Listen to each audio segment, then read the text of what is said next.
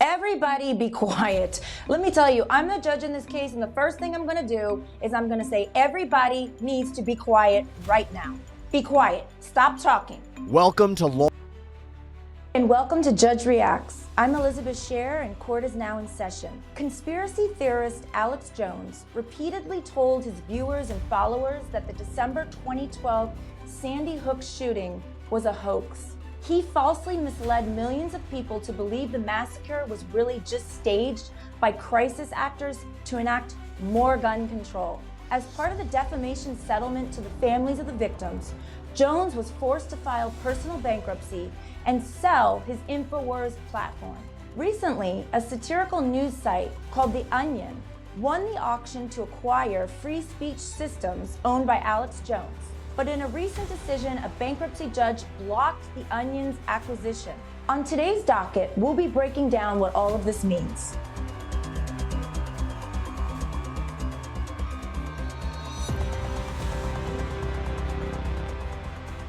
This is one of the most disgusting factual scenarios that I can even imagine.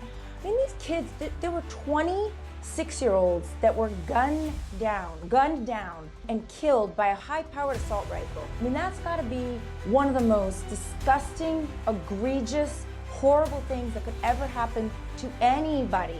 I can't think of a worse thing that could happen to a human being, to a parent, and then to have to go and have this idiot say that this whole thing was fake. It's so bad it should be criminal. Most speech is protected, but when you tell an outright lie that rises to the level of defamation and actually injures another party, which it's very clear that these families were injured, you are no longer protected and you can no longer hide under the umbrella of the First Amendment.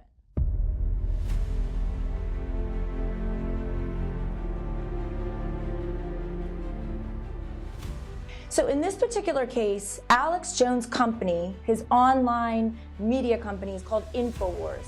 Now, Infowars was being auctioned off through the trustee that's in charge of the bankruptcy case. And there were two main bidders that were interested in the purchase of Infowars. The first one was called First United American. And the problem with First United American that is very obvious to most right off the bat is that company is affiliated with Alex Jones. So this was not what you would call a clean purchase. This would be a purchase where Alex Jones could have been given benefits of the purchase of this company if First United American had made the purchase and had been awarded the purchase. The victims' families were in favor of the purchase of Infowars by The Onion. And their bid was $1.7 million with some other benefits towards the victims. However, what you have to understand is that the judge has to ultimately look out for the best interests of these families, even if the families are in agreement of this purchase. If the judge thinks, you know what, we can do better, we can get more, these people deserve more, and maybe the judge feels that the victims don't quite understand what is being done. There may be some, tricky little nuances that not everybody can be fully aware of. And it's the judge's job to step in and to try to protect these families and make sure that they are getting the most bang for their buck. So the judge went so far to say that we need to, meaning the trustee and the court, needs to scratch and claw to get every dollar for these victims. And I have to tell you, as a judge, I agree with that. I don't know that setting aside the sale to The Onion was the right choice, but I know as a judge, if I felt that these victims who have been through a horrendous ordeal that has lasted more than 10 years, if I felt that these victims were not getting fully compensated and that we could do better, and again, scratch and claw for every dollar and get these people the money that they're due, I feel that I would have made the same decision that this judge did.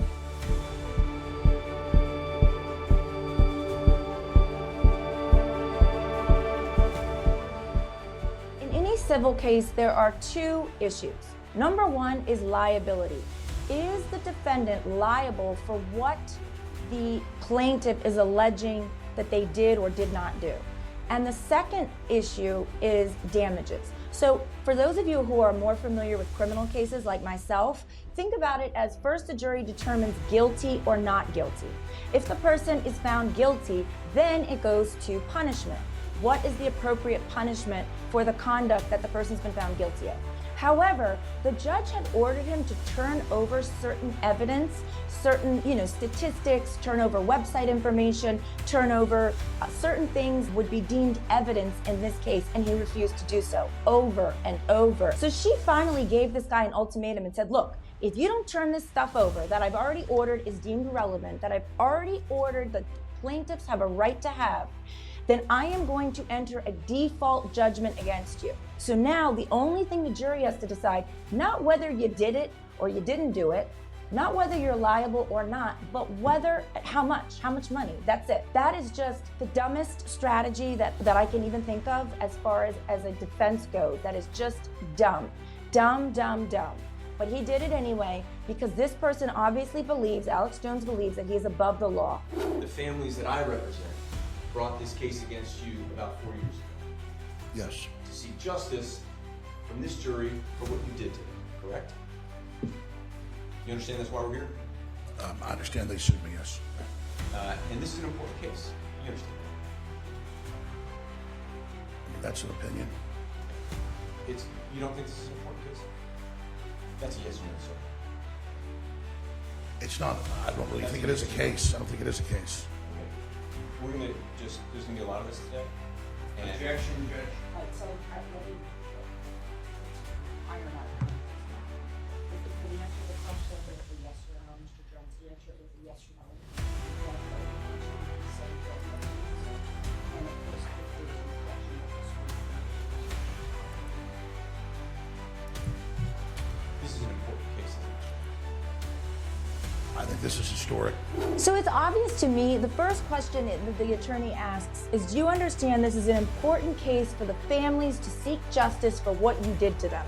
Now, in this case, in this particular instance, Alex Jones is pretty smart. He's not going to admit that. He's not going to admit that the case is about seeking justice on behalf of the victims for what he did to them, because essentially then he's admitting that their case has merit, and as a defendant, you're not going to want to admit on the stand that the plaintiff's case against you has merit. So to sort of pause and think about an answer before you blurt something out that's going to hurt you, that's very smart. What is not smart, I believe, is for him to not admit that this is an important case. What he could say is, yes, of course it's an important case. It's an important case for me, as well as to the plaintiffs that are suing me. But he doesn't do that. He won't admit that, and he sort of digs in and stands his ground and holds his ground, which I don't think was a very good move on his behalf, because it discredits him. It shows that he's not going to admit to anything, so that perhaps he doesn't believe that anything he's done has been wrong. And I think to a jury, to a judge, this shows as disingenuous, and this is not a good way to present yourself to either a judge or a jury, as it looks like you are just not telling the truth. That's Robbie Parker, isn't it? It is. That's the real Robbie Parker, isn't it? I mean, I said years ago, I thought something would happen. Robbie Parker's sitting right here. He's real, isn't he? Yes? And for years, you put a target on his back, didn't you? Objection to the form of that, Judge. Well, I mean, Didn't you? I've said his name. It's true. I haven't said other people saying who they are. You put a target on his back just like you did every single parent and loved one sitting here, didn't you? No, I didn't. No, you didn't. Oh, come on. Yeah, you did. Of course you did.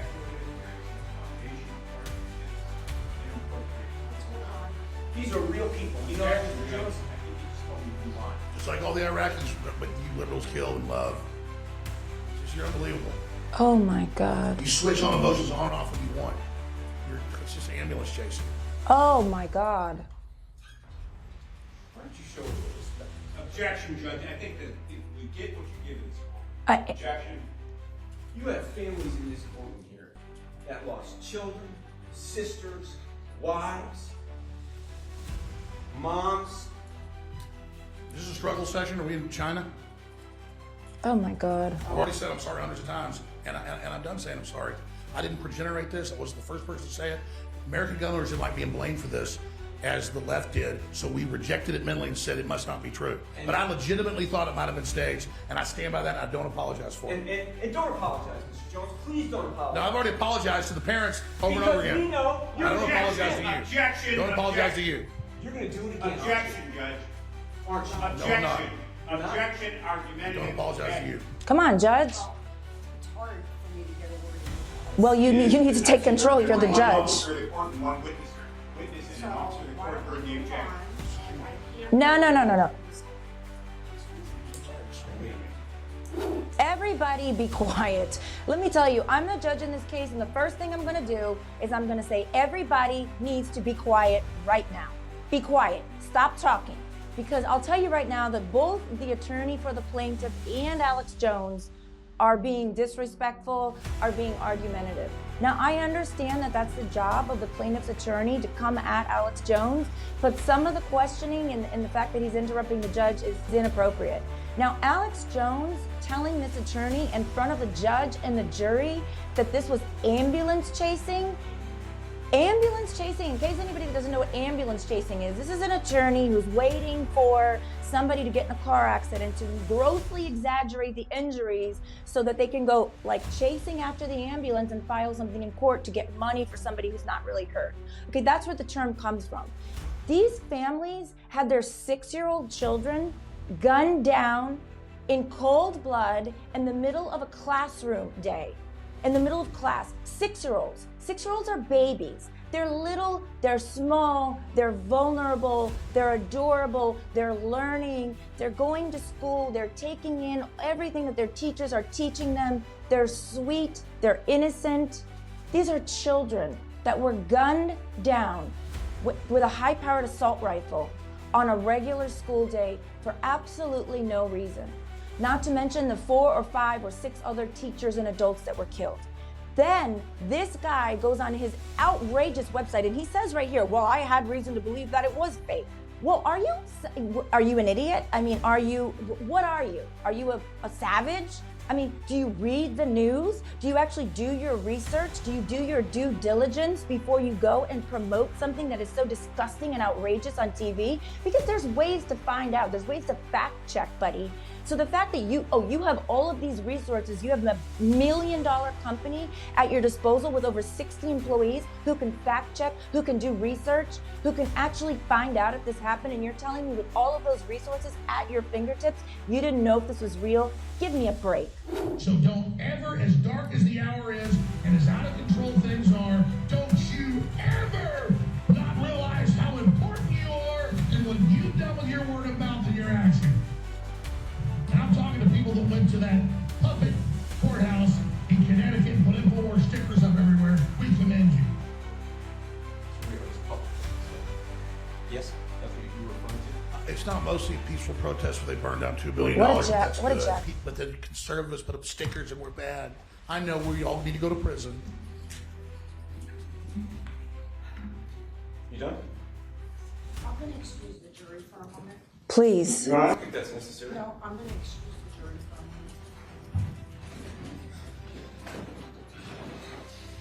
a moment. Let me just say that this judge has a lot more self-control than I do, because when you want the jury to know that somebody has done something that is disgusting, that is inappropriate, you say, bailiff, take the jury out.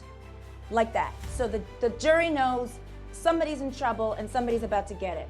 Now, that's number one. Number two, whichever one of these attorneys said, Judge, I don't think that's necessary, I believe that's the plaintiff's attorney, I would tell him to sit down and be quiet. You're not the judge, I am, and let me do my job.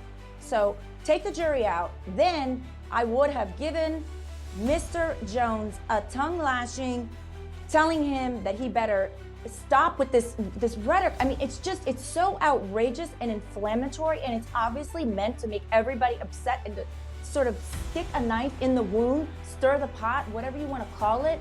It's a show. That's what he's doing. It's more of the same, which shows me and is going to show the jury that this guy doesn't care. He's outrageous. He's blah, blah, blah, blah, blah. I mean, with his voice, everything about him is showing the jury he does not care. Any apology that you gave to these people is disingenuous, and he needs to have his you-know-what handed to him right now by this judge. I don't think she's going to, because she seems a little bit too poised and a little bit too calm, but once you take the jury out, I would have let this guy know exactly where he stands, where to go, and how to get there. You know, shut the front door and sit the heck down.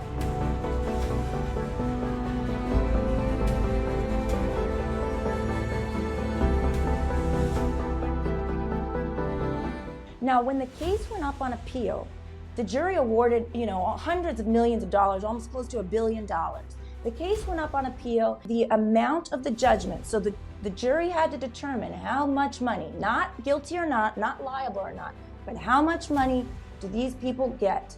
And that's the number that they came up with, hundreds of millions of dollars, close to $1 billion, okay? So the appellate court then has to decide, did the judge in the lower court make a mistake? Did she do things right? Was this done by the book? And in looking at it, they said, you know what? This award, we can justify this award. This was a fair award. This award that you gave him, that you gave the victims' families, goes by the letter of the law, and we're going to affirm that. The only thing that was reversed or found to be error was the appellate courts found that under Connecticut law, punitive damages, and that is specific kind of damages, it's to punish the person or the entity that's being sued so that people in the future don't do the same type of conduct. And they found not that he didn't deserve punishment or punishment damages, punitive damages, but that under the specific Connecticut law, punitive damages were not an option for the jury to award under specific Connecticut law.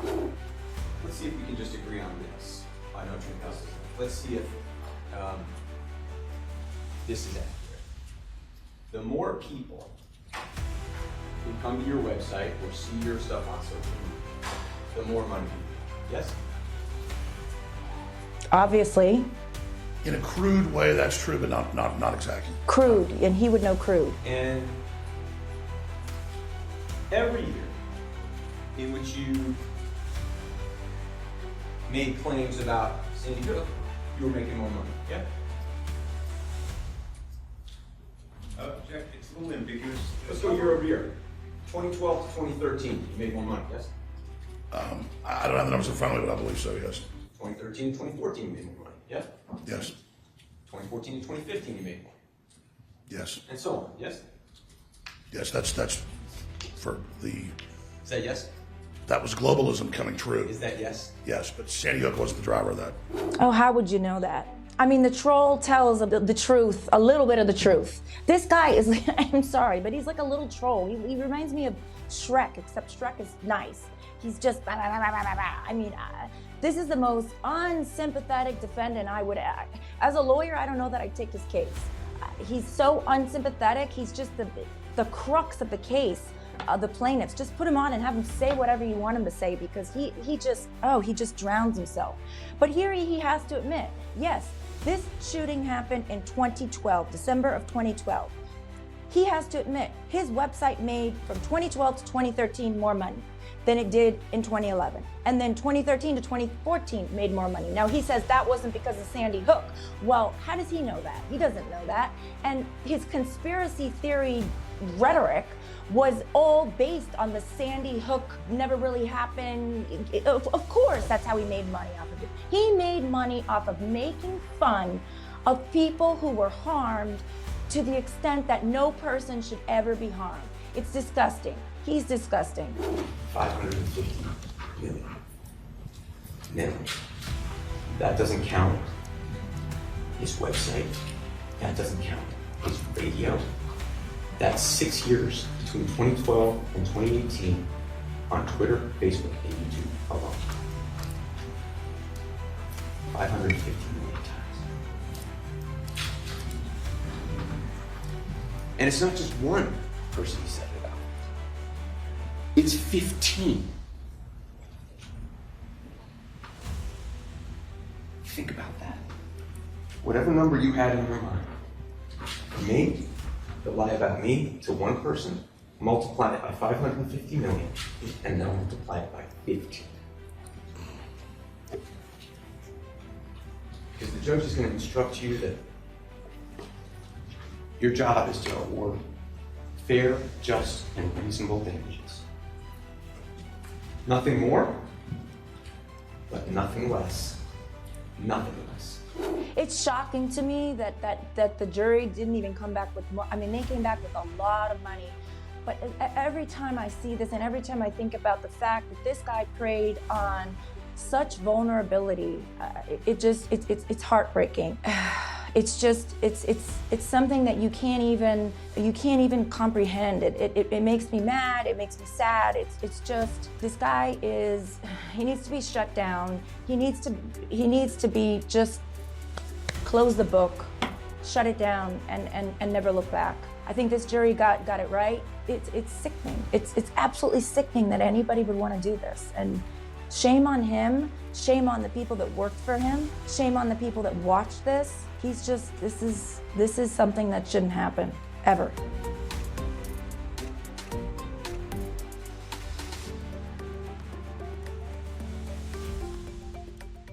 One of the things that's been highly contested in this case of Alex Jones is whether or not his social media accounts can rightfully be included in the sale of Infowars.